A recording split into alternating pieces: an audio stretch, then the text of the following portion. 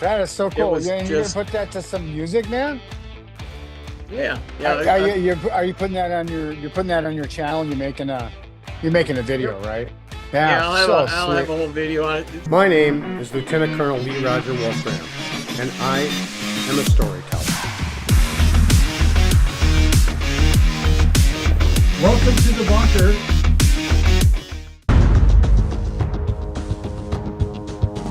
Hey everybody, welcome back to the Colonel channel and welcome to Rally Point. It's a new thing that Kerry and I are going to kick off in commemoration. Kerry, guess what? It's kind of a special day. I have my first recruit, Smitty from Thailand. And so Smitty's a huge aviation guy. He pilot, been in the, like our families, his family's been in aviation, was bush pilot. Smitty, this one's to you. Thanks for being the first recruit. And I brought you aviation guy, Kerry McCauley. And Kerry, welcome. Let's try this out and let's see if people like it. And if they don't, well, it's good to see you anyway. Just a quick introduction with Kerry here. First of all, I don't know if you recognize this, Kerry. Do you recognize it? Do you recognize that? That same folder. You still got it in that folder, huh? You got it. You know it, right? There's my 17-year-old signature on this. And so I thought this would be fun for the first rally point to talk about our first rally point. That's basic training. And anyway, Kerry knows the picture. That's how far back Kerry and I go. So when this picture was taken, we're both in it. Kerry was a squad leader. Woohoo! That was a lot of responsibility, dude. And Super cool. Jock. Remember I was Super Jock? Super Jock, yeah. Okay, so where are you at here, Kerry? All right, so that's Claire's boyfriend Liam launching. Right behind him, that's Connor. And then I'm going. And right behind me, it's my buddy, the instructor, Mikey. And you just get going. The parachute inflates above you, and you ski up the side of the mountain. I'm going next time. That's just a done. Oh, yeah, and it's amazing. You're making a video of that? I can't believe we did this. This is the second day, because we were pretty advanced canopy pilots, so they let us go right to the top of the big hill, and that was. Yeah, that is so cool. Was Yeah, and you're gonna put that to some music, man. Yeah. Are you putting that on your channel? You're making a video, Yep. right? Yeah, I'll so have a whole video on it. It's it shows you some of the training and stuff too. It kind of explains a little bit more, but yeah. So right now, around, you're just flying, touch down right? once in a while. And what are you at? Yeah, right here. 10 feet? Are you about 10 feet there? What's your altitude? Oh no, right I'm there? a couple hundred feet up there. Right, you're at a couple hundred feet, really? What yeah, camera yeah. are you using there? Is that that It's the 360 you were 360. Yeah, you were telling me about that. Look Yeah, how I like nice that. That's a great camera. Yeah, I When love you come that. in and Oh, dude! Oh, I'm so jealous. Aw. Yeah, that is. And then you ski fun. for a while with the parachute on. This is kind of the end of there's Connor, and it was the coolest thing. I was Oh yeah. super pumped. And here comes Mikey, come and give him a little high five here. Yeah, gotta go do that. Highly Yeah, recommend. dude. I'm on the next one. You've got Ferry Pilot, which is really successful, which I actually am. Our crash is in, which is fun, and that's about. Well, why don't you just tell people what that book is all about? So, my first real job after flying skydivers when I became a pilot was an international ferry pilot. Basically, I deliver small planes all over the world, some jets, small business jets, but mostly smaller planes, pistons, turboprops, single engine. Spent a lot of time over the North Atlantic in single engine piston planes, delivered them all over the world. And I just had so many crazy adventures over the last 30 years, I had to write a book about it. So that's what I didn't really start out intending to write a book. I was just found I was forgetting some of these stories. So I wanted to write them down, and people were reading them going, you got to turn this into a book. This is fascinating stuff. So I did.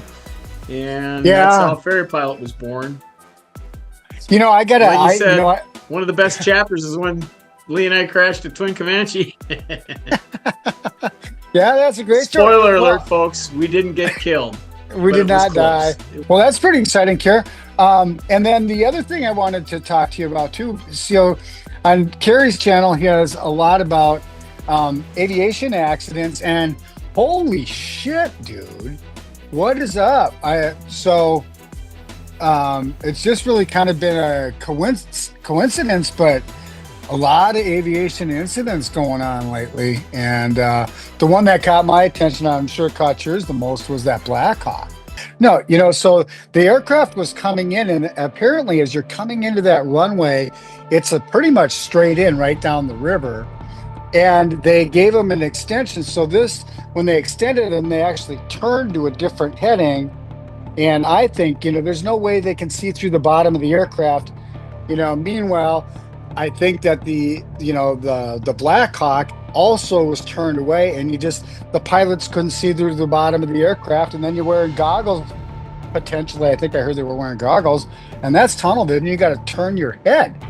You can't rely on any kind of peripheral, vision to pick up those additional. I don't know. What are your thoughts? You're the crash guy. Well, I've got a couple of thoughts. I've really looked into this a lot. Your camera's off again, by the way. Yeah. But Thanks. what I think happened, and what a lot of people haven't, is there was another CRJ on that arrival, like 3 or 4 miles behind him. And ATC, the guys at the control tower, gave the Black Hawk 2 traffic warnings. The first one was they were still separated by about 5 miles. And basically the Black Hawk pilot said, we see the traffic, request visual separation, which basically means don't worry about us, we won't hit them. And control tower said, okay, cool, dude. And as the 2 aircraft got closer, the control tower actually had a collision alert on their system saying, hey, these planes are going to hit. And the control tower guy said, hey, Black Hawk, do you see the CRJ? You got that CRJ traffic? And the Black Hawk guy says, yep, we got him. Request visual separation. And I think what he didn't see the plane that eventually hit. He was looking at the plane behind him. Yeah. I remember there were night vision goggles, so your field of view, they're kind of tunnel vision. You got to turn your head a lot more. But at night in that environment, remember, this is right by Washington, D.C., and so there's lights everywhere. So I think the plane they hit, their landing lights kind of got lost in the horizon with all the lights, and they were looking at the wrong aircraft. Yeah, when they were confirming that they had traffic, they were but looking at there's 2 something things else. about that. Number one is if you ever get a second traffic call from ATC, you need to get your head out of your butt and really look around, make sure you're looking at the right traffic, because they don't usually give you 2. If they give you 1, you say, I got them, and you make a course correction to not hit them. ATC sees that, they don't have to bother you anymore. But if they give you a second one saying, hey, do you see that guy? What he's basically saying is you do realize you're on a collision course or at least a route to get uncomfortably close. And if this guy's seeing the plane he thinks they're talking about still 3 or 4 miles away, he should be going, why is this guy excited about that? I'm not even close to this guy. So at that point, the Black Hawk pilot should have looked around a little bit more, because there's that second radio call, that's a big one. But the second big thing, and here's where the huge mistake was made, and unfortunately it was by the guy in the control tower. When he asked the pilot, do you see that CRJ traffic? That's all he said. I mean, he said a couple other things, but he didn't say, do you see that CRJ traffic half a mile at your 11 o'clock? Yeah. That's what he should have said. That's very true. Because that's the whole thing. That would have solved everything, because the Black Hawk pilot would have been, whoa, what do you mean half a mile? Holy shit, there, he's right there. I'm looking at the wrong place, and they would have done a hard bank and got out of the way. But he just said, you see that traffic? Sure, he's 10 miles away. Why even bothering me? Because it's not the guy he's talking about. So, Yeah. I Yep. get traffic calls when I'm flying skydivers all the time. We have an arrival route that's 5 miles north of my drop zone. And there's lots of times I'm coming in paralleling that arrival route, maybe only 3 miles south of that. So there are a lot of times ATCs saying, hey, we got 737 traffic, 5 o'clock, 10 miles, which is basically behind me that I can't see. And I'm like, okay, looking, I can't see him yet. And they know me, they know I'm not going to cross over into the arrival route. And usually, if they're giving me traffic, I'll start sliding away from them just to make them feel better. If he gives me a second radio call and I still haven't seen that guy, then I'm like, okay, where is he exactly? But they're always really good. They'll tell me 3 o'clock, 3 miles. And they'll tell the other guy, you got a Cessna Caravan, 9 o'clock, 3 miles. So they're using that distance and heading to they're doing it well. That's what they really need to do. And unfortunately, that guy in the control tower just said, do you see the CRJ traffic? That really is tragic. Yeah. My opinion. Okay, Kerry. So this video here, you were in some scud running, buddy. So tell me Yep. about this.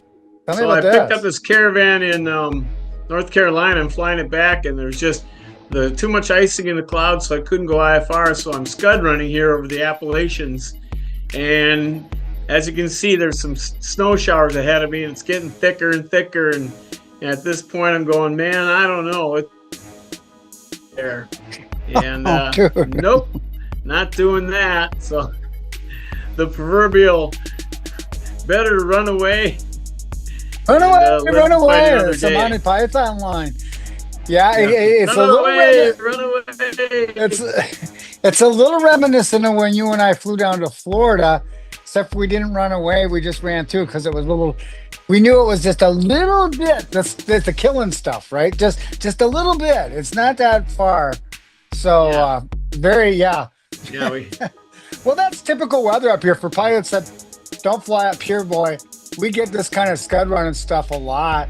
And, sometimes when I'm flying to court, I have to say, I run into that stuff, and you just kind of got to use your skills as a bush pilot or an army pilot or, a pilot that's, used to low level flying, because sometimes you're low level and that's the safest place to be because you can climb right up into that ice for sure. This hotel here, Kerry, is in Rush City, and it's alleged to be haunted. So I'll just let you check this out here. This is my drone. By the way, I crashed it into the tree, and it's still in the tree. Oh no! Oh no! I did what I'm not supposed to do. I'm paying attention with the camera, not to where the drone is. Right here, it hits the pine tree. That's why we cut to. Here's the inside of the hotel, and so this is right now. This is a still working hotel, but there's some hot spots. And some other people have done investigations here in this hotel. So one of the hot spots is right here outside of room number 1. And now I've got the EMF, I've got EMF detectors. I've got the channel skipping scanners. We got the creepy picture out here to make sure. Ooh, very scary, creepy. Good. Can you show yourself on the camera? Can you stop the...